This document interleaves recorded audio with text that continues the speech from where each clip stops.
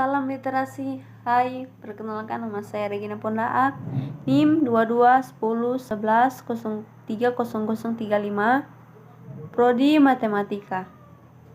Kedudukan dan fungsi bahasa Indonesia.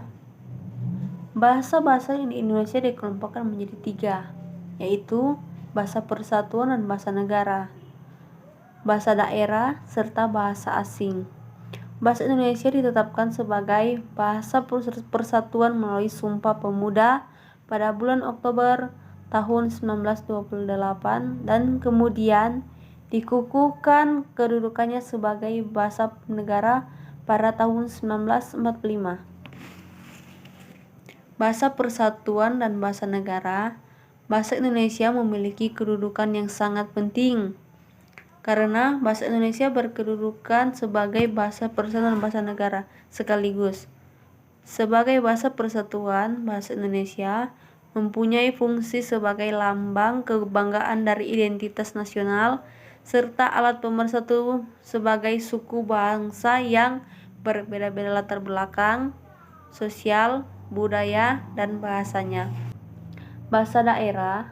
Bahasa daerah adalah bahasa yang suku bangsa di Indonesia. Bahasa ini jumlahnya sangat banyak dan digunakan di daerah seluruh Indonesia. Fungsi dari bahasa daerah yaitu sebagai lambang di kebanggaan suatu daerah, sebagai alat penghubung di antara warga masyarakat tingkat daerah. Bahasa daerah merupakan pendukung bahasa Indonesia, merupakan bahasa pengantar pada tingkat permulaan di sekolah dasar di daerah tertentu untuk memperlancar proses pengajaran.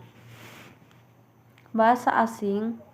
Bahasa asing berfungsi sebagai alat penghubung antar bangsa dan sarana pemanfaatan ilmu pengetahuan dan teknologi modern untuk pengembangan nasional, sebagai penunjang komunikasi internasional seperti diplomasi dan politik.